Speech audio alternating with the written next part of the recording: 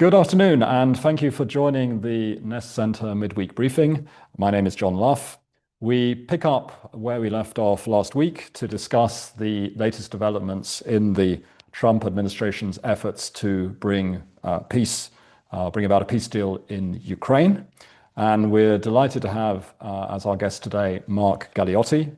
Mark is one of the world's leading experts on Russian crime, politics, and security. He's a prolific author and has just published yet another book, this one entitled Homo Criminalis, How Crime Organizes the World. He managed to publish two books last year, one of them admittedly co-authored. The first one, Downfall, is the title, Downfall, Prigozhin, Putin, and the New Fight for the Future of Russia. And the second book, Forged in War, a military history of Russia from its beginnings to today. Mark, thanks very much for sparing time to join us today. My pleasure. So for background, the drama in these peace negotiations continues.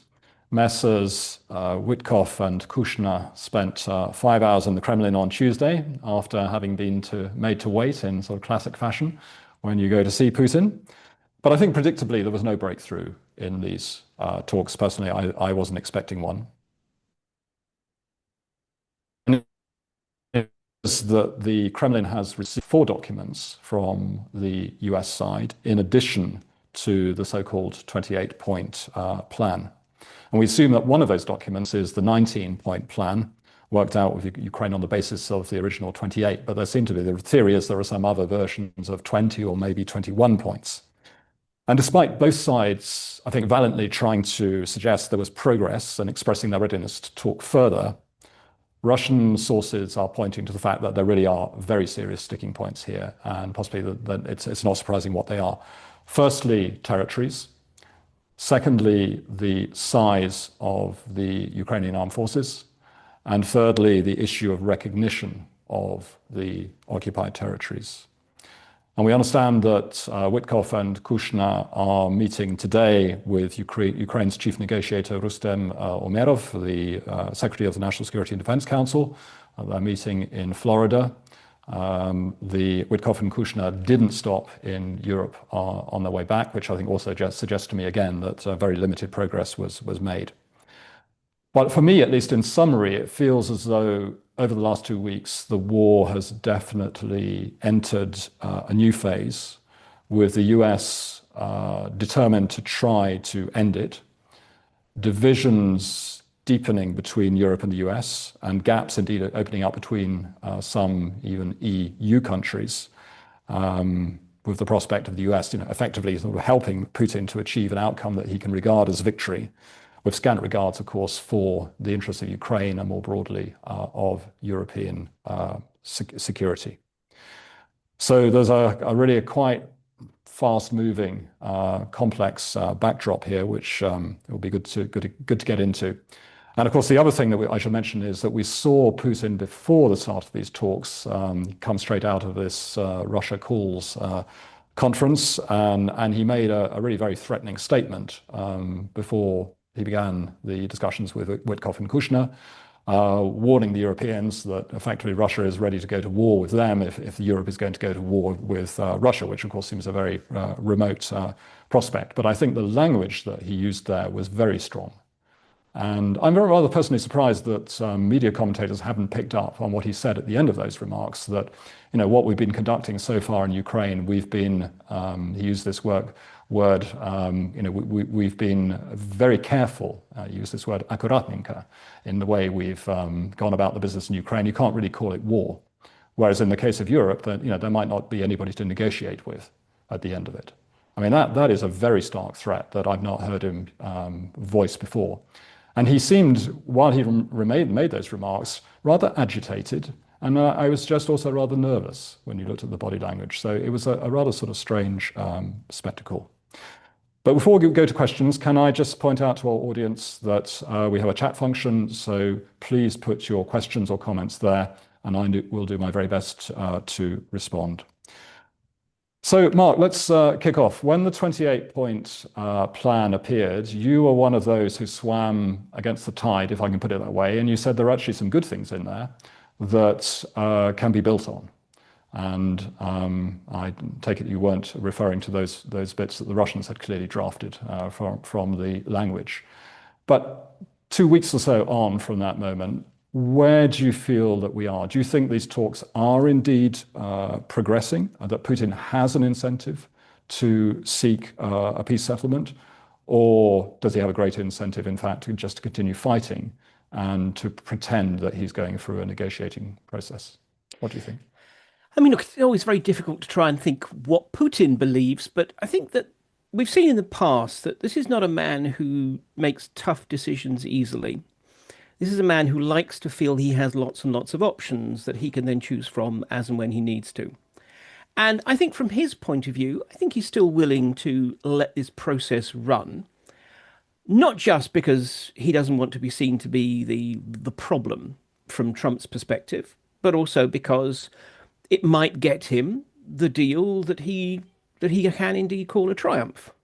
But on the other hand, he is signaling very, very clearly, quite bloodthirstily, that he's perfectly comfortable with fighting on, that he thinks that his poor bloody soldiers who are dying in their droves are actually winning on the battlefield, and that what he can't get as a negotiated deal, he can, if need be, just simply wrench from the Ukrainians. So I think at the moment he's in a way on that twin track.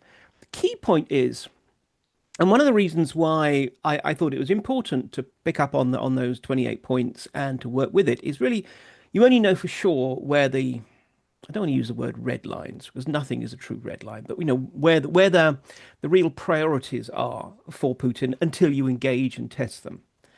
And the thing that strikes me is that it does seem to be that the territorial issue, this remaining 20 or so percent of Donetsk region, is an absolute demand of Putin's.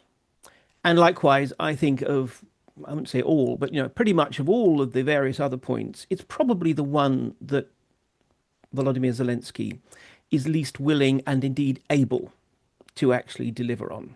So I'm not saying that I'm feeling optimistic about the outcome. But on the other hand, the more this kind of reiterative process of shuttle diplomacy continues, the better a sense we get of whether there is any kind of conceivable landing strip in which peace could be arranged at this stage. As I said, I suspect not, but I'm not willing to completely rule it out.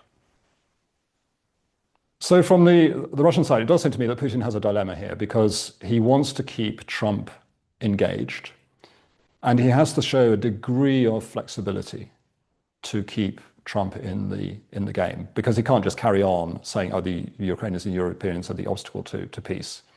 And Trump, as we know, kind of flits between the two positions. But I suspect that it won't be quite like the Alaska experience, but I think he will have been expecting more from Witkoff and Kushner. And so he's going to have another go at this and see, is Putin really prepared to take this further or not? Because if Trump decides to leave the process or he simply can't get it done, then Putin passes up an important opportunity. Trump is in fact unpredictable, and it's perfectly possible that he'll say, okay, we'll have to do some bilateral deal Russia-US, and we do some commercial deals, but this Ukraine thing, we just can't get it done. But at the same time continues to provide weaponry that the Europeans buy for Ukraine, and secondly, crucially, the intelligence support. I mean, those things don't seem to me to be mutually incompatible. Mm-hmm. So Putin surely has an incentive to stay in this game. So where might he be able to offer something that one might term a compromise? Well, one thing that I've noticed is the issue that you didn't mention before was the question of some kind of cast iron guarantee of non-NATO membership for Ukraine. And the interesting thing is this is something that was being mentioned quite a lot before the Witkoff-Kushner visit to Moscow and doesn't seem to be being mentioned anywhere near as much in the coverage now. And I think it might well be that some kind of a fudge that the Russians were willing to accept what was agreed there. Because let's be honest, the Russians are smart enough to know that this wasn't going to be happening, at least for the foreseeable future anyway. So in some ways, again, I think the thing is they have, in my opinion, built in to their initial 28-point plan, and I think we can call it theirs, some hostages to fortune. that they Yeah, can of say, course, that's the oh, way they it's really negotiate. difficult. Exactly. It's incredibly difficult, but I think we can just about do that. Same way about the actually the cap on Ukrainian armed forces. They would like that, obviously. And originally back in 2022, it was 85,000, a truly derisory number, which would have left Ukraine absolutely constantly vulnerable. But on the other hand, there seems to be a fairly broad consensus that it would be very hard for a peacetime Ukraine to actually maintain a standing armed force of more than 500,000 men anyway. So again, I think there is the ground. This is why I think that of the issues you mentioned, formal recognition for Crimea and so forth. I think they go back and forth on this. Again, one can only tell just from sort of the the secondary accounts from various people who are meant to be or probably are close to the Kremlin or acting as Kremlin mouthpieces. But quite how important a formal recognition that, for example, Crimea is part of Russia, whether that really is crucial, I'm not certain about. We keep coming back to the fact of the territorial issue, which if Putin had ever given me a ring and asked me for my advice, which surprisingly enough he didn't do, after the bugger banned me, well, his apparatus banned me in 2022, I'd have said, for God's sake, take the win that you're given. But I think this is it. Putin is often also, I think, he's a prey to his own greediness, that sense that there's an even better deal just over the horizon. So I think he's going to push this process as far as he can. He can afford to, after all, claim that there's flexibility on all kinds of issues if there is one absolutely irresolvable one, which I think Donetsk counts as being. So he can keep this going as long as possible. And he can also play the game of saying, look, we need to break this out. We need to have multiple expert groups. That, again, the Russians are really good at this, at creating complexity by saying, well, there's all sorts of multiple issues, all of which need to be considered. If they want to snow the process and frankly outweight Trump's interest in being engaged, I think they have ample scope to do so. So I agree that there is a historic moment here for Putin. But on the other hand, I'm not convinced that Putin necessarily thinks in those terms. I think he genuinely believes that if this process doesn't get him where he wants to be, he can grind on for another 6 months, 12 months, at which point he believes Ukraine will be in an even worse position, the Europeans will be less able to help, and that he can get an even better deal further down the line. Many of the technocrats around him will probably be tearing out their hair looking at the economy going into recession and the toll of the dead and wounded rising. But Putin himself, I don't get the sense that he feels under that kind of ticking clock pressure. No, it certainly doesn't seem like that. I'd be surprised if there was anybody in the leadership who cares particularly about the human losses from this war. The economic difficulties may become more serious in 2026, but not to the point where they're going to feel that level of pressure that they have to stop or indeed compromise.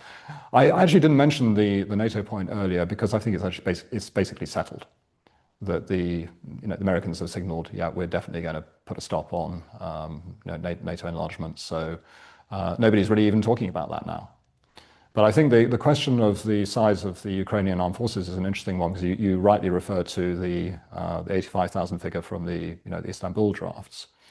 But it's not just a question of the size of the armed forces, it's the type of armed forces that Ukraine will be allowed to possess. So what they want to try to stop is Ukraine's deep strike ability into the Russian Federation. And yet again, we see them striking the Druzhba pipeline refineries on a almost daily basis, sinking these tankers in the Black Sea most recently. Something that clearly riled Putin. I think he was definitely sort of angered by that. We have a question coming in. Oh, sorry, just one second. Let me get to this from Michael Troitsky, who asks, is there a reasonable way to expect Putin to commit to peace once a ceasefire is agreed upon, given the assumptions about Putin's thinking that you are making? You seem to suggest that Putin isn't in what he describes as a hurting stalemate, and Putin confirms that. So why should he commit to peace? I mean, it's a perfectly fair point. I think, again, one answer is that the costs to Russia are not insignificant. I mean, it was quite striking that it was at this year's St. Petersburg International Economic Forum that for the first time, Putin actually had to talk about possibilities of recession and so forth. Now, okay, he was still very bullish and he said, well, this can't be allowed to happen. Well, that's fine. If only economics worked like that. But nonetheless, I mean, for someone who for so long had really almost tried to resist the idea that there were economic costs, I think that is being made known to him. I think bit by bit, people are, in their respective ways, trying to demonstrate to him that there are dangers to the regime. Because let's be honest, what does Putin care about? Putin cares about Putin. Putin cares about not just his political survival, but the survival of his regime, and then Russia's place in the world, you might say, as a third, with the Russians themselves somewhere way, way down the list. But I think, from that point of view, I think there must be a sense that actually the costs are rising, and thus there is a certain kind of cost benefit analysis. If he gets, I mean, particularly, let's say, not that I imagine it will happen, the Ukrainians did decide, okay, we just need to end this war, and if we have to sacrifice the fortress cities of that remaining part of Donetsk, so be it. I mean, he can absolutely crow that as a great victory. That against the serried forces of NATO and their Ukrainian proxies, nonetheless, the poor oppressed Russians of the Donbass have been saved. Blah blah blah. I'm not going to sort of nauseate anyone by going too far into all the various lines. But he would have his triumph, and he would then be in a position to maintain his position before things start getting too dangerous. So I mean, I think that again, to go back to your point about the economy, we're not at the point where Putin is just desperate for a deal. Absolutely not. But I think we're at a point where he's at least willing to kind of explore whether or not such a deal can be struck. So to go back to just the sort of first part, that commit to peace. Look, Putin will not want to commit to peace. I mean, clearly he would love to have the opportunity, the freedom of maneuver, to be able to reopen this war if he felt that he was in the future in a suitable position to do so. We cannot rely on a hearty handshake and a promise from Putin. I mean, part of any workable deal will have to be all kinds of security guarantees.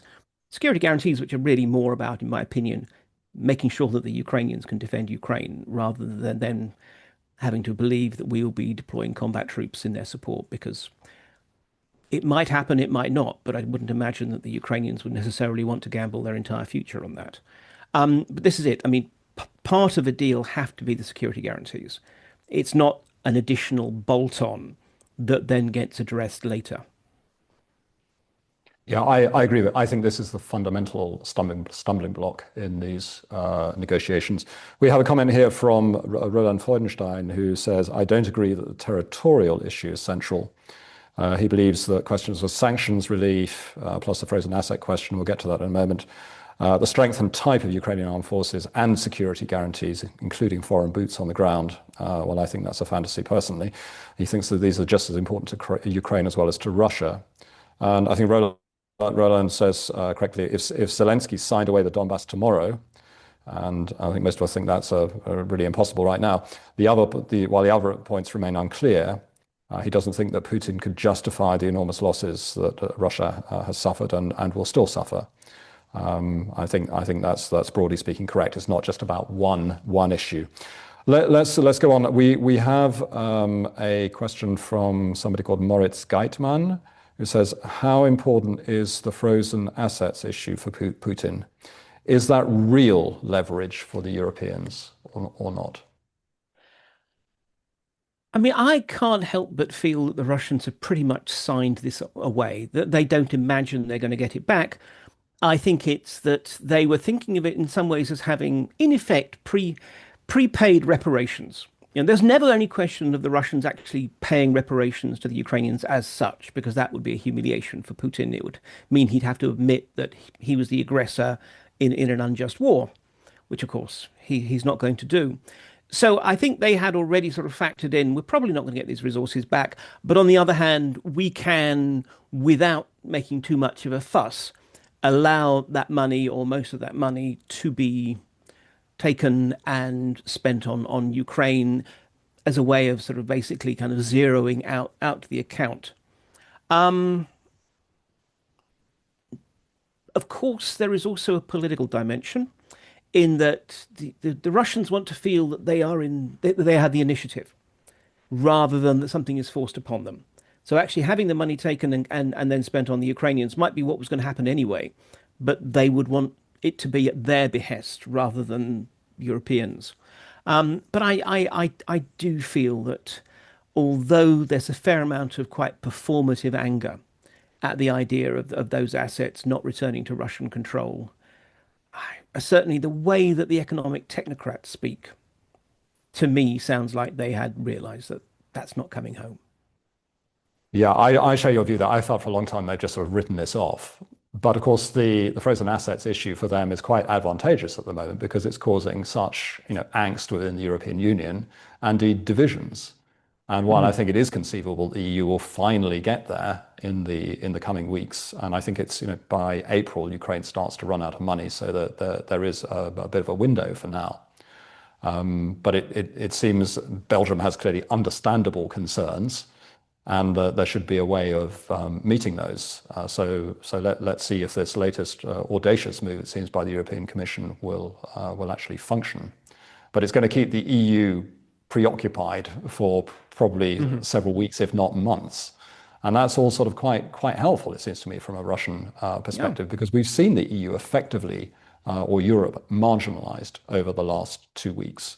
And that's, of course, partially explained by the fact that European leaders don't want to cut across Trump and his aspirations, are kind of waiting to see what comes out of this whole process. And of course, Americans are quite comfortable to let that happen. But I think the expectation has to be at some point the Europeans are going to try, and I stress try to get back into the game. But while they're sort of dealing with an issue like this, it just makes things much more complicated. Can I just add actually one other small point onto that? I mean, I agree with you entirely about how it's advantageous for the Russians. And I understand from people who follow the sort of more arcane disinformation channels in greater detail than me, that already this whole issue is being elevated by Russian fronts precisely to dramatize the point about the cost of Ukraine to Europe and the future cost. Because there is this sense, I think, in Moscow that Europeans, ordinary Europeans rather than policymakers, hadn't really fully appreciated just how much money may be involved. Because after all, 50 million may sound like a lot to a human being like you or me, but from a government and especially a sort of a multinational bloc isn't very much.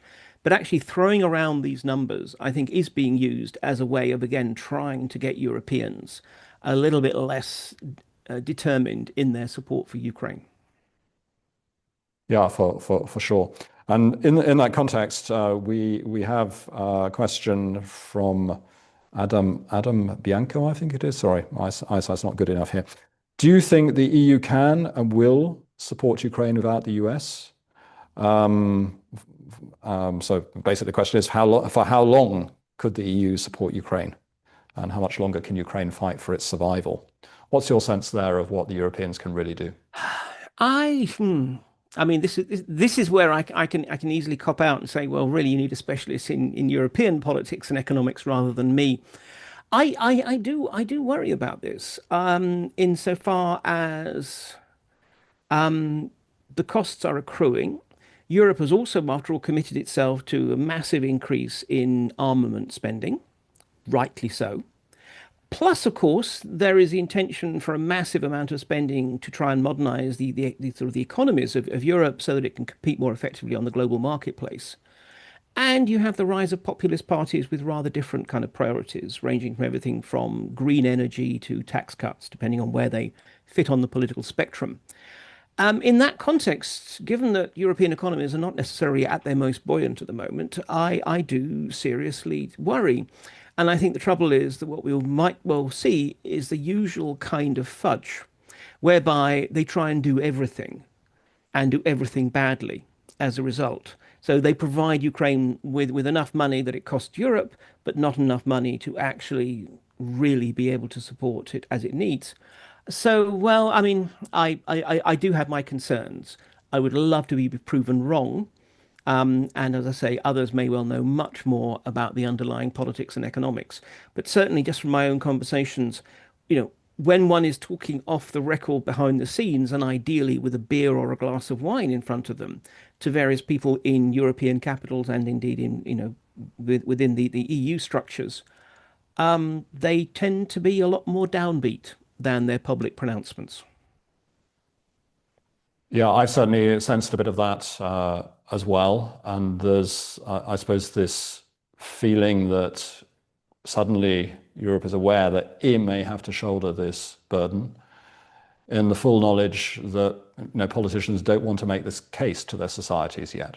And we're sort of behind the curve there. And when you look at countries like Britain and Germany definitely trying to cut welfare spending, and this is not going well. So how do we then, beyond some increased investment in defence, say that we're also going to have to prop up Ukraine, by the way?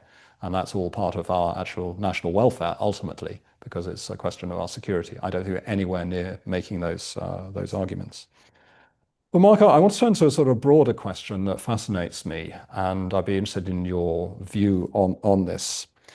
How does the Russian system respond to the loss of an enemy in the form of the United States? I mean, this is something that the Soviet Union did to the West towards the end of the Cold War, literally deprived us of an enemy. And you look at the dramatic effect it ultimately had, that we disarmed and left ourselves in a state that actually we find ourselves now. But the notion of the US, being the incorporation of this image of the Western enemy wishing to inflict harm, if not a strategic defeat on Russia in Putin's language, to suddenly see that sort of blanked out and this notion of a pragmatic, US leadership, and meanwhile Europe derided as being weak, divided, and absolutely hopeless. Where does the focus go? Because this system needs some form of enemy image. And I'm really struggling. Yeah. Well, I mean, first of all, you might say the new relationship with the United States is very, very heavily associated with Donald Trump. So in part, there's a sense of kind of watch this space. This could easily change. But for now, I think that there is in some ways, a fascinating kind of parallel in that just as one can say at times that if one looks at European rhetoric about Russia, Russia is at once this kind of ramshackle nation that's about to collapse and also an existential threat to the whole continent. I mean, it can't beat Ukraine, but somehow it might reach the English Channel.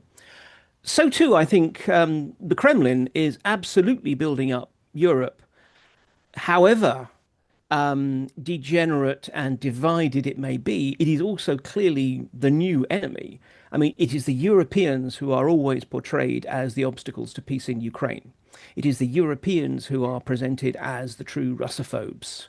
It is the Europeans who, in some ways, are a particularly good enemy because they're family.